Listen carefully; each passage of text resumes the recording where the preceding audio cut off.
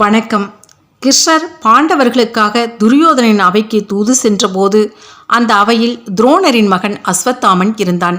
துரியோதனனின் படையில் கர்ணன் வலதுகை என்றால் அஸ்வத்தாமன் இடதுகை. அவன் மாவீரன். எந்த கை இல்லாவிட்டாலும் மனிதனுக்கு சிரமம்தான். அஸ்வத்தாமனை வைத்து ஒரு குழப்பத்தை நடத்த கண்ணன் திட்டமிட்டார். அவர் ராஜசபையில் இருந்த அஸ்வத்தாமனை தனியே அழைத்தார். அஸ்வத்தாமா, நீ பரிசுத்தமானவன். உன் வாயில் உண்மை ஒன்றே வரும். பாண்டவர்கள் என்னிடம் சொல்லி அனுப்பியபடி துரியோதனிடம் அவர்களின் நாட்டை கேட்டேன், மறுத்துவிட்டான். ஆளுக்கு ஒன்றாக 5 ஊர்களையாவது கேட்டேன், அதற்கும் மறுத்தான். இதற்கு நீயே சாட்சி. அது மட்டுமல்ல, என் வேண்டுகோள் ஒன்றை கேள். துரியோதனன் உன்னை அவனது படைக்கு சேனாதிபதியாக்கும் எண்ணம் கொண்டுள்ளான். அதற்கு நீ மறுத்துவிடு. ஏனெனில் பாண்டவர்கள் மீது நீயும் அன்பு கொண்டவன் என்பதை நான் அறிவேன். நீ சேனாதிபதியாக இருந்தால் பாண்டவர்கள் உன்னை வெல்வது சிரமமே என்றவர் தற்செயலாக தன் மோதிரத்தை நழுவ விட்டார். அஸ்வத்தாமன் குனிந்து அதை எடுத்து அவரிடம் நீட்டிய சமயத்தில், அஸ்வத்தாமா, இதென்ன அதிசயம்! வானத்தை பார். சூரியனை திடீரென ஏதோ இருள் சூழ்ந்தது போல் தெரிகிறதே என்றார். அப்போது ராஜசபையில் இருந்த எல்லோருக்கும் எல்லாமே மங்களாகத்தான் தெரிந்தது. இந்நேரத்தில் மோதிரத்தை பெற்றுக்கொண்ட கண்ணன், அஸ்வத்தாமா, நீ போகலாம் என்றார். இதை பார்த்த துரியோதனனுக்கு கடும் கோபம் வந்துவிட்டது. அவையறியா அவன், இந்த அஸ்வத்தாமன் கண்ணன் கொடுத்த மோதிரத்தை பெற்றுக்கொண்டு ஏதோ சத்தியம் செய்து கொடுத்து விட்டான். என்னிடமிருந்து இவனை கண்ணன் பிரித்து விட்டான். அதற்கு இவனும் துணை போய்விட்டான் என்றான். அஸ்வத்தாமன் மிகுந்த வருத்தமடைந்தான். இதை அவையில் இருந்த மற்றவர்களும் ஒப்புக்கொள்ள வேண்டியே இருந்தது. ஏனெனில் நடந்த சூழ்நிலை அப்படி. அவன் விளக்கம் சொல்ல வாயெடுத்தான். இதற்குள் சூரியனை பிடித்திருந்த இருள் அகல ஒளிவெள்ளம் பாய்ந்தது. அஸ்வத்தாமா, நாம் தனித்து பேசுவதை பார்த்து அவையில் இருப்பவர்கள் சந்தேகப்படுவது போல் தெரிகிறது. நீ போய்விடு என்ற கண்ணன் காரியம் முடிந்த சந்தோஷத்தில் கிளம்பிவிட்டார். இவ்விடத்தில் உங்களுக்கு ஒரு சந்தேகம் வரும். ஒருவனின் சொந்த இடத்தை நாடாள்பவனே பறித்து கொள்கிறான். அவளது மனைவியை துன்புறுத்துகிறான். ஊரை விட்டே விரட்டுகிறான். இது தர்மத்துக்கு புறம்பானது. இது பற்றி பாதிக்கப்பட்டவன் கடவுளிடம் முறையிடுகிறான். கடவுள் அவனுக்கு மனமிறங்கி உதவி செய்ய வருகிறார். தர்மத்தை காப்பாற்ற சில தகுதித்தங்களை செய்கிறார். பாண்டவர்கள் விஷயமும் இப்படியே. அவர்கள் நாடிழந்தார்கள். பாஞ்சாலி துயிலுரியப்பட்டாள். காட்டுக்கு விரட்டப்பட்டார்கள். பரமாத்மா கண்ணனாக வேறொரு காரியத்துக்காக பூமிக்கு வந்தவர் இவர்களின் வேண்டுதலை கேட்கிறார். தர்மத்தை காக்க இந்த தகுதித்த வேலைகளை செய்கிறார். மனிதனுக்கு மனிதன் துரோகம் செய்வது இயற்கையே. துரியோதனனும் பாண்டவர்களும் மனிதர்கள். அவர்களுக்குள் பிரச்சனை எழுந்தது இயற்கையே. கடவுளாகிய கண்ணன் இப்படி செய்யலாமா என்ற கேள்விதான் உங்களுக்குள் எழுந்திருப்பது. சரி, அவர் ஏன் இப்படி செய்தார்? தெய்வத்தால் இத்தகைய தகுதித்தங்களை செய்ய இயலாது. அதனால்தான் அது மனித வடிவை எடுக்கிறது. கண்ணனை நாராயணனின் அவதாரம் என்பதால் நமக்கு தெய்வமாய் தெரிகிறது. அவன் செய்யும் அற்புதங்கள் தெய்வத்தைப் போல் காட்டுகின்றன. மனிதர்களிலும் அற்புதம் செய்யும் தெய்வ பிறவிகள் இருக்கத்தான் செய்கிறார்கள். ஆனால் அது கண்ணனின் அளவுக்கு இல்லை, இருக்க முடியாது. ஏனெனில் கண்ணன் நிஜமாகவே தெய்வம். மனிதன் எதை செய்கிறானோ அதையே அடைவான். இதை உணர்த்தவே அநியாயம் செய்த கௌரவர்களை அநியாயத்தாலேயே அழிக்க வேண்டிய நிர்பந்தம் தெய்வத்திற்கு ஏற்படுகிறது. தெய்வ நிலையில் அதை செய்ய முடியாது என்பதால் மானிட பிறவியை எடுத்து அதனுள் மறைத்து கொள்கிறது. இப்படி அஸ்வத்தாமன் மீது சந்தேகத்தை உண்டாக்கிவிட்ட நிலையில் கண்ணன் அங்கிருந்து அகன்றார். அஸ்வத்தாமனை சபையில் உள்ள அனைவரும் குற்றம் சாட்டினர். நீ கண்ணன் கொடுத்த சாதாரண பரிசுக்கு விலை போய்விட்டாய் என்றெல்லாம் திட்டினார்கள். அஸ்வத்தாமனால் மறுக்கவும் முடியவில்லை. ஏனெனில் நடந்த சூழ்நிலை அப்படி. அவன் வருத்தத்துடன் அவையை விட்டு வெளியேறினான். அரண்மனையை விட்டு வெளியேறிய கிருஷ்ணர் தேவேந்திரனை மனதால் நினைத்தார். அந்த கணமே இந்திரன் அவர் முன்னால் வந்து நின்றான். தேவேந்திரா, உன் மகன் அர்ஜுனனுக்கு துரியோதனன் என்ற கொடியவனால் ஆபத்து. அதனால் நான் உன்னை அழைக்க வேண்டியதாயிற்று. அவனது நண்பன் கர்ணனால் மட்டுமே அர்ஜுனனை அழிக்க முடியும். ஆனால் தேவர் உள்ளிட்ட யாராலும் கர்ணனை கொல்ல முடியாது. அத்தகைய பேராண்மை மிக்கவன். சூரியனின் மகனான அவன் அத்தகைய வரம் பெற்று பூமிக்கு வந்தவன். இந்நிலையில் அர்ஜுனனை காப்பாற்றுவது உனது மகன் என்ற முறையில் உனக்கு கடமையாகிறது. மைத்துனன் என்ற முறையிலும் தர்மம் ஜெயிக்க வேண்டும் என்ற முறையிலும் எனக்கு கடமையாகிறது. எனவே அர்ஜுனனை கொல்லும் கர்ணன் என்ற கொடிய ஆயுதத்தை நீ கட்டுப்படுத்தியாக வேண்டும். அவன் பிறக்கும்போதே கவச குண்டலங்களுடன் பிறந்தவன். அவை அவனது உடலில் இருக்கும் வரை அவனை யாராலும் கொல்ல முடியாது. எனவே நீ கர்ணனிடம் செல்.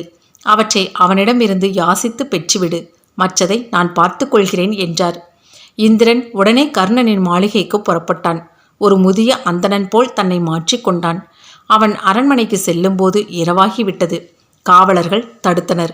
முதியவரே, எங்கள் கர்ண மகாராஜா கொடுத்து கொடுத்து சிவந்த கரங்கள் வழியெடுத்ததால் எண்ணெய் பூசி இப்போதுதான் ஓய்வெடுக்க சென்றார். நீர் நாளை வந்து உமக்கு வேண்டியதை பெற்று சொல்லும் என்றனர். இந்திரன் பதில் ஏதும் பேசாமல் அமைதியாக வாசலிலேயே நின்றான். இதை ஒரு காவலன் ஓடிப்போய் கர்ணனிடம் சொன்னான். அந்த முதியவரை உடனே அனுப்பும்படி சொன்னான் கர்ணன். இந்திரன் உள்ளே வந்தான். கர்ணன் அவனது காலடியில் விழுந்து ஆசி பெற்றான். முதியவரே, காவலர்கள் தங்களை தடுத்தமைக்காக அடியேனை மன்னிக்க வேண்டும். தர்மத்திற்கு ஏது நேரமும் காலமும் எந்த நேரமும் தர்மம் செய்யலாம். தங்களுக்கு என்ன வேண்டும் என்பதை சொல்லுங்கள் என்றான். முதிய இந்திரன் விரக்தியுடன் சிரித்தான். கர்ணா, உன்னால் நான் கேட்டதை தர முடியாது. ஏன், தேவலோகத்திலுள்ள எதையும் தரும் கற்பக விருட்சத்தால் கூட தர முடியாது என்றான். கர்ணன் அவனிடம், முதியவரே, தாங்கள் இருப்பது தேவலோகத்தில் அல்ல. அங்கு ஏதாவது பொருள் கிடைக்காமல் போகலாம்.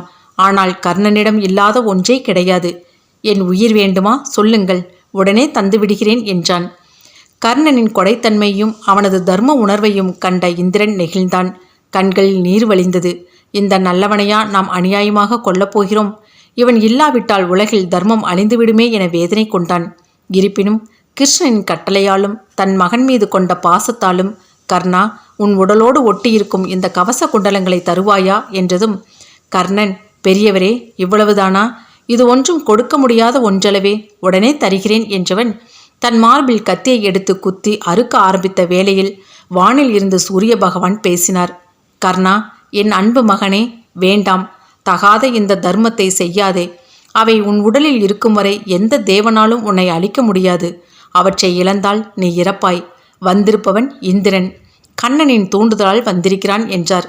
கர்ணன் சூரியனின் பேச்சை கண்டுகொள்ளவில்லை. சொன்ன சொல் காப்பாற்றுவனே மனிதரில் உயர்ந்தவன் என்ற தத்துவத்தின் அடிப்படையில் அவற்றை அறுத்து ஒரு பொன் தட்டில் வைத்து இந்திரனிடம் நீட்டினான். இந்திரனின் உள்ளம் நொறுங்கி போனது. கர்ணா, உத்தமனே, நீ நீடூடி வாழ்க என சொல்லியபடியே தன் சுயரூபத்தை காட்டினான். தேவேந்திரா, உனக்கே தர்மம் செய்யும் பாக்கியத்தை எனக்கு தந்திருக்கிறாய் என்றால் நான் எவ்வளவு கொடுத்து வைத்தவன்? இந்த மகிழ்ச்சியை விட உயிர் ஒரு பொருட்டா? நீ இந்த பொருட்களுடன் செல்வாயாக என்றான். தேவேந்திரன் கர்ணனின் உடல் இருந்து கொட்டிய உதிரத்தை நிறுத்தி மார்பை பளபளவென மின்னச் செய்தான். அவனுக்கு ஒரு வேலாயுதத்தை வழங்கினான். கர்ணா, இந்த வேல் மிகவும் சக்தி வாய்ந்தது. உன் தர்மத்திற்கு பரிசாக இதை நான் அளிக்கிறேன். யார் மீது இதை வீசினாலும் அது அவனை கொன்றுவிட்டு உன்னிடமே திரும்பும். ஆனால் என இழுத்த தேவேந்திரனை கர்ணன் கேள்விக்குறியுடன் பார்த்தான். கர்ணா, இந்த வேலை நீ அர்ஜுனன் மீது வீசக்கூடாது. பீமனின் மகன் கடோத்கஜன் பாரத போரின் வெற்றி தோல்வியை நிர்ணயிப்பவர்களில் ஒருவனாக இருப்பான். கௌரவ படையில் பெரும் பகுதியை அளிப்பான். அவனை கொல்ல நீ இதை பயன்படுத்தி கொள்ளலாம். அதன் மூலம் கௌரவ சேனைக்கு நீ அதிகம் தொண்டு செய்தவனாவாய். மேலும் பீமனின் மகனை கொன்றால் உன் நண்பன் துரியோதனன் மகிழ்ச்சியின் எல்லையை அடைவான். உன்னை இன்னும் அன்புடன் நடத்துவான் என்றான். கர்ணன் தேவேந்திரனை வணங்கி அந்த வேலாயுதத்தை வாங்கி கொண்டான். பின்னர் தேவேந்திரன் வந்த வேலை சிறப்பாக முடிந்த சந்தோஷத்துடன் புறப்பட்டு சென்று கிருஷ்ணரிடம் தகவல் சொன்னான். இது கேட்ட கிருஷ்ணர் அடுத்த கட்ட வேலையை உடனடியாக ஆரம்பித்தார். குந்தி தேவியை அணுகி, அத்தை, நீ உடனே கர்ணனை சந்தித்து முன்பு நான் உன்னிடம் சொன்னது போல் வரங்களை பெற்று வா. நினைவில் வைத்துக்கொள், நாகாஸ்திரத்தை ஒரு தடவைக்கு மேல் அர்ஜுனன் மீது பிரயோகிக்க கூடாது என்பது முக்கிய வரம் என்பதை மறந்துவிடாதே என்று சொல்லி அனுப்பினார். குந்தி தேவி கர்ணனின் மாளிகையை அடைந்தாள். ஏற்கனவே கிருஷ்ணர் கர்ணனிடம் குந்திதான் அவனது தாய் என சொல்லியிருந்தாலும் அவர் ஒரு மாயக்காரர் என்பதால் கர்ணன் அவரது வார்த்தையை நம்புவதா வேண்டாமா என்ற குழப்பத்தில் இருந்தான். இப்போது அந்த தாயே திடீரென வந்தது குழப்பத்தை இன்னும் அதிகமாக்கியது. ஆனாலும் எதிரியையும் வரவேற்கும் கர்ணன் அந்த தாயை வரவேற்றான். அம்மா, தாங்கள் எனது அரண்மனைக்கு எழுந்தருள என்ன தவம் செய்தேனோ என மனதார அவளை உபசார வார்த்தைகளை சொல்லி மகிழ்வித்தான். தாயே, தாங்கள் இங்கு வந்ததன் காரணத்தை இந்த சிறுவன் அறிந்து கொள்ளலாமா என அவளது பாதத்தின் அருகே அமர்ந்து கொண்டு குழந்தை போல் கேட்டான். மகனே என ஆரம்பித்த குந்தி தேவி ஏங்கி ஏங்கி அழுதாள். எப்படி சொல்வேனடா என் செல்வமே, நான் ஒரு கொடுமைக்காரி. கொடுமையின் சின்னமாக உன் முன்னால் வந்து நிற்கிறேன். குற்றவாளியான எனக்கு என்ன தண்டனை வேண்டுமானாலும் கொடு என புடவை தலைப்பில் முகத்தை புதைத்து அழுதாள். கர்ணன் கலங்கிவிட்டான். தாயே, அன்பு, அரவணைப்பு, கருணை, சாந்தம் ஆகிய வார்த்தைகளே உங்களை பார்த்துதான் அம்மா வந்தது, இவ்வுலகிலேயே பிறந்தது. அப்படிப்பட்ட குணவதியான தாங்களா கொடுமைக்காரி, குற்றவாளி? ஐயோ, இதை கேட்கவே காது கூசுகிறதே. மற்றும் ஒருமுறை அப்படி சொல்லாதீர்கள், என் பிராணன் போய்விடும் என்று கண்ணீர் மல்க சொன்னான் கர்ணன். இல்லையப்பா, நிஜத்தை தான் சொல்கிறேன். கர்ணா, நடந்ததை கேள் என்றவள் அவனை பெற்றது, ஆற்றில் விட்டதையெல்லாம் விபரமாக சொல்லி முடித்தாள். கர்ணன் எல்லாவற்றையும் கவனமாக கேட்டான். அம்மா, இது என்ன புதுக்கதை? பாண்டவர்களை அழிக்கும் ஒரே சக்தி நான் மட்டுமே என்பதால் அவர்களை காப்பாற்ற இப்படி சொல்கிறீர்களா? இதை என்னால் நம்ப முடியவில்லை. தாயே, என் பணத்திற்கு ஆசைப்பட்டு, இந்த மாளிகைக்கு ஆசைப்பட்டு பல பெண்கள் இங்கே வந்தனர். அவர்கள் நான் தான் உன் தாய் என்றனர். இது பற்றி நான் தேவர்களிடம் முறையிட்டேன். அவர்கள் என்னிடம் ஒரு வஸ்திரத்தை கொடுத்து, உன்னை தேடி வரும் பெண்களிடம் இதை கொடு, உன்னிடம் பொய் சொல்பவர்கள் இதை அணிந்தால் எரிந்து சாம்பலாவார்கள் என்றனர். அப்படி பல பெண்கள் இறந்து போனார்கள். தாங்களோ ராஜமாதா, எங்கள் தலைவி. உங்களை பரீட்சிக்கும் தைரியம் எனக்கில்லை என்றாலும் சூழ்நிலை என்னை தங்கள் முன் கைதியாக்கி நிறுத்தி வைத்து இருக்கிறது என்று கர்ணன் சொன்னதும் அகமகிழ்ந்து போனாள் குந்தி. கர்ணா, இதைவிட நிரூபணம் என்ன வேண்டும்? தெய்வ சாட்சியாக நானே உன் தாய் என்பதை நிரூபிக்கிறேன். கொடு அந்த அஸ்திரத்தை என்றாள். கைகள் நடுங்க என்னாக போகிறதோ என்ற அச்சத்துடன் கலங்காத கர்ணன் அவளிடம் வஸ்திரத்தை எடுத்து வந்து நீட்டினான். அதை தன்மேல் வெகுலாகமாக அணிந்து கொண்டாள் குந்தி. அவளுக்கு ஏதும் ஆகவில்லை. தாயே என அவளை அப்படியே அணைத்து கொண்டா கர்ணன். குழந்தையிலும் சிறியவனாகி அழுது தீர்த்தான். என்னை ஏன் தாயே வெறுத்தீர்கள்? நான் என்ன பாவம் செய்தேன்? அம்மா, தர்மனைப் போல், பீமனைப் போல், மாவீரன் அர்ஜுனனைப் போல் நானும் உன் வீரப்பிள்ளைதானே தாயே. அப்படியிருந்தும் ஊர் சொல்லுக்கு அஞ்சி என்னை ஆற்றில் விட்டுவிட்டீர்களே. நான் பாவி, நான் பிறந்திருக்கவே கூடாது. என் முன்வினை பயனே என்னை அன்பு வடிவான தங்களிடமிருந்து பிரித்தது என புலம்பி அளவும் தாய் குந்தியின் மார்பில் இருந்து பால் சுரந்தது. மகனே, அழாதே. அன்றைய சூழ்நிலை அப்படி, இன்று நிலைமை மாறிவிட்டது. என்னை தாயென்று அறிந்த பின்பும் நீ இனி இங்கிருப்பது தவறு. வா என்னோடு, நம் இருப்பிடத்திற்கு போய்விடலாம். உன் தம்பிமார், நீயே அவர்களது சகோதரன் என தெரிந்தால் மிகுந்த மகிழ்ச்சி அடைவர். நீயும் பாண்டவர் குலத்தவன் என தெரிந்துவிட்டால் இந்த உலகமே உனக்கு தலைவணங்கும். உன்னிலும் உயர்ந்தவர் வேறு யாரும் இருக்க முடியாது என பாசத்தோடு சொன்னாள். அம்மா, தாங்கள் என்னை பெற்றவர் என்பதை நிரூபித்து விட்டீர்கள். ஆனால் ஊரை கண்டு அஞ்சி அன்றொரு நாள் என்னை உதாசீனப்படுத்தினீர்களே, அதை நினைத்து பாருங்கள். நான் ஒரு தேரோட்டியின் மகனாக வளர்ந்ததால் பட்ட அவமானங்கள் கொஞ்ச நஞ்சமா? அனைத்து வித்தைகளும் தெரிந்தாலும் சத்திரியன் அல்லாத சூத்திரனாக வளர்ந்ததால் என்னை துரோணர், கிருபர் போன்றவர்கள் அவமானப்படுத்தினார்களே. உன் பிறப்பை பற்றி சொல் என்றார்களே, அப்போது நான் தலைகுனிந்து நின்றேன். அந்த சமயத்தில் எனக்கு கை கொடுத்து தூக்கிவிட்டவன் யார்? துரியோதனன். அம்மா, அவன் எனக்கு தெய்வம் அம்மா. நான் கேட்கும் ஒரே ஒரு கேள்விக்கு பதில் சொல்லுங்கள். சோறிட்ட ஒருவனை தூக்கி எறிந்துவிட்டு நன்றி மறந்து வரலாமா? எச்சில் சோற்றுக்கே வழி இல்லாதவனை ராஜா என்ற அந்தஸ்துக்குள்ளாக்கியவனை உதாசீனம் செய்யலாமா என்று அவன் சொல்லவும் பதில் சொல்ல முடியாமல் கண்ணீரை பதிலாக தந்தாள் குந்தி. கர்ணன் தொடர்ந்தான். அம்மா, துரியோதனின் நட்புக்கு ஒரு உதாரணம் சொல்கிறேன் கேளுங்கள். நானும் அவனது மனைவி பானுமதியும் ஒரு நாள் சொக்கட்டான் விளையாடி கொண்டிருந்தோம்.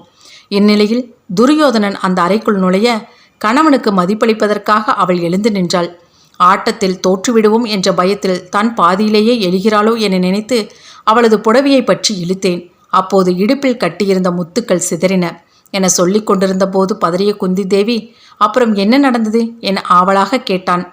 நான் ஏறிட்டு பார்த்தபோது துரியோதனன் அங்கு நின்றான். நண்பா, எதற்காக ஆட்டத்தை விட்டு எழுந்தாய்? சிந்திய முத்துக்களை எடுத்து தரவா அல்லது கோர்த்து தரவா என்றான்.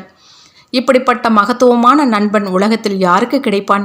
என் மீதும் பானுமதி மீதும் அவன் எந்தளவுக்கு நம்பிக்கை வைத்திருந்தால் இப்படியொரு வார்த்தை அவனது வாயிலிருந்து வந்திருக்கும்? வியர்த்து விறுவிறுத்து நின்ற எனக்கு அந்த வார்த்தை பனிக்கட்டிகளை அள்ளி கொட்டியது போல் இருந்தது. தாயே, அந்த அன்பு தெய்வத்தை விட்டு நான் எப்படி பிரிய முடியும் சொல்லுங்கள் என்றான். இவ்வளவு சொன்ன பிறகும் குந்தி சுயநலம் கருதியே பேசினாள். தன்னோடு வரும்படி மகனிடம் கெஞ்சினாள். கர்ணன் அவளிடம், அம்மா, இது நியாயமற்ற பேச்சு. போர் மூண்டு விட்டது. இந்த இக்கட்டான நிலையில் நான் உங்களோடு வரமாட்டேன். மேலும் விதி என் வாழ்வில் மிக தீவிரமாகவே விளையாடுகிறது. இல்லாவிட்டால் தாய் சொல் கேளாதவன், தம்பியரை கொல்ல நினைப்பவன் என்ற அவலங்களெல்லாம் எனக்கு ஏற்படுமா? ஆயினும் விதிவிட்ட வழியில் நான் செல்கிறேன். பாண்டவர்களுடன் என்னால் சேர இயலாது. அதை தவிர எதை கேட்டாலும் உங்கள் மகன் தருவான், வாக்கு தவறமாட்டான் என கூறிய கர்ணன் தாயை பாசத்துடன் அணைத்து கொண்டான். இவ்வளவு சொல்லியும் மறுத்துவிட்டாயேடா, போகட்டும். போர்க்களத்தில் நீ களம் புகுந்தால் நாகாஸ்திரத்தை ஒரு முறைக்கு மேல் அர்ஜுனன் மீது எய்யக்கூடாது. மற்ற பாண்டவர்களும் உன் கையால் அழியக்கூடாது என 2 கோரிக்கைகளை வைத்தான். வாக்கு தவறாத மாமன்னன் எந்த யோசனையும் செய்யாமல் இந்த வேண்டுதல்களை ஏற்றான். அது மட்டுமின்றி, அம்மா, ஒரு மாவீரன் ஒரு அஸ்திரத்தை ஒரு முறை எய்தே எதிரியை அழிக்க வேண்டும். அதுதான் அவனுக்கு பெருமை. நீங்கள் சொன்னதற்காக மட்டுமின்றி இந்த காரணத்துக்காகவும் நான் ஒரு முறைக்கு மேல் நாகாஸ்திரத்தை எய்ய மாட்டேன். தாங்கள் கேட்டது போல் மற்ற பாண்டவர்கள் மீதும் என் கைப்படாது என்று சத்தியம் செய்து கொடுத்தான். குந்தி அவனை தழுவி ஆசீர்வதித்து புறப்பட்ட வேளையில், அம்மா, புறப்பட்டு விட்டீர்களா? பிள்ளையிடம் வரம் பெற்ற நீங்கள் பிள்ளைக்கு ஏதாவது தர வேண்டாமா என்றாள். குந்தி குழப்பமும் ஆனந்தமும் கலந்த நிலையில், பெற்றவுடன் பிரிவை பரிசாக அளித்த இந்த பாவியிடம் என்னடா கேட்கப் போகிறாய்? நீ என்ன கேட்டாலும் தருவேன் என்றாள். அம்மா, நான் உங்கள் மகன் என்பது பாண்டவர்களுக்கு தெரியக்கூடாது. அப்படி தெரிந்தால் எந்த யோசனையும் செய்யாமல் அவர்கள் என்னிடம் ராஜ்யத்தை ஒப்படைத்து விடுவார்கள். அப்படி தரப்படும் நாட்டை என் நண்பன் துரியோதனிடம் சற்றும் யோசிக்காமல் நான் கொடுத்து விடுவேன். அதில் தங்களுக்கு எப்படி உடன்பாடு ஏற்படும்? அத்துடன் போர்க்களத்தில் நான் ஒருவேளை அர்ஜுனன் கையால் மடிய நேர்ந்தால் நீங்கள் என்னை தங்கள் மடியில் தூக்கி வைத்து நான் உங்கள் மகன் என்ற உண்மையை ஊருக்கு உரைக்க வேண்டும். என் பிறப்பின் களங்கம் இறப்புக்கு பின்பாவது நீங்க வேண்டும் என்று கண்ணீர் வடித்தான். குந்தி அவனுக்கு ஆறுதல் கூறி, இப்படி ஒரு நிலைமை எந்த பிள்ளைக்கும் எந்த தாய்க்கும் உலகில் ஏற்படக்கூடாது என சொல்லி புறப்பட்டாள்.